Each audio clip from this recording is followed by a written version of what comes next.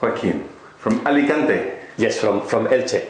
Elche in the province of Alicante. Oh, right, right. The mayor will be proud if I mention Elche.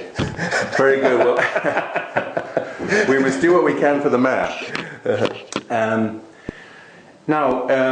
Today we're talking about CELT. Okay. CELT, Cardiff. Yeah. And you very kindly supply students for them. Well, yeah, let's say on a non-economic basis, if I can, Yes. Use the term. The thing is that, if I can start the story from the very beginning, I first came to Cardiff when I was 16 in 1980 to study English in the summer. I came here for 3 summers.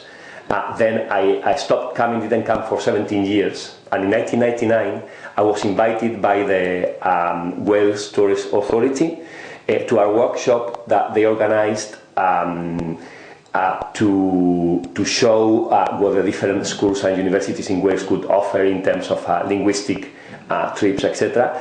And at the time I was planning to open that department in the school to start sending students abroad, and that's why I came. At the same time I wanted to come back to Cardiff after 17 years. Right.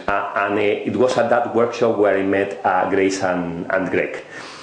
Later on I saw that due to the size of my school, the staff I had and the other commitments that I had in the school, I couldn't devote much time, effort or staff to this operation of sending students abroad as a business, but I do it. I do recommend the school, let's say, as a non-profit making story. Let's say. I understand that. Because I like the way they run the school, etc. So every time an adult asks me about studying English abroad, I mention CELT and I mention Cardiff and Greg and Grace. Right. Good. Even students know that I'm not acting as a real agent, let's say, and that I'm not making profit out of that. It is true that if they were not happy when they come here, somehow that could affect me, or at least my prestige as a professional within the ELT sector. So it's true that I don't get money for this because I don't want to, because Greg and Grace have always offered. It's me who, but it is true that it benefits me from the point of view that when students are here, they say, well, Joaquin knows what he's talking about. Yes. So somehow it's beneficial for my institution in Spain as well, for my school, for St. Andrews, my school in Spain. Yes, St. Andrews. St. Andrews School of English. We should mention your school. Yeah, well, St. Andrews, as in St. Andrews, Scotland. Was that what behind it? Or? Yes, because when we set up the school in 1990, my partner in the business was Scottish, and so we thought that St. Andrews sounded as a good name for the school. Yeah. Good. Excellent. When students in general have heard of London, Oxford, Edinburgh, they may not have heard of Cardiff. When they hear of an unknown destination for a linguistic trip, they also associate that with the non-existence of Spaniards in the area. No?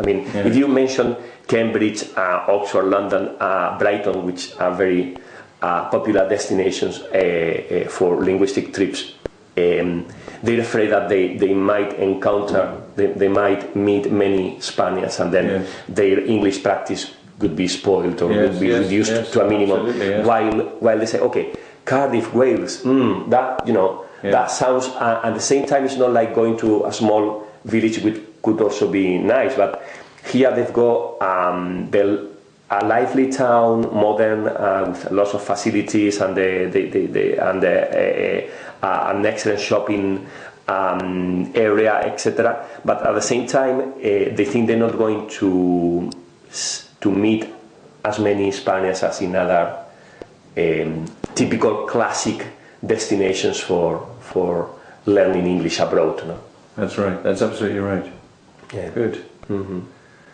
Good. Well, I think that's very nice. Thank you, Joaquin. Thank you very much indeed. That was very nice. Thank you. But it was a pleasure to meet you, to speak to you, and to talk a little bit about my friends and excellent professionals and this school, CELT. Excellent. Well, thank you so much.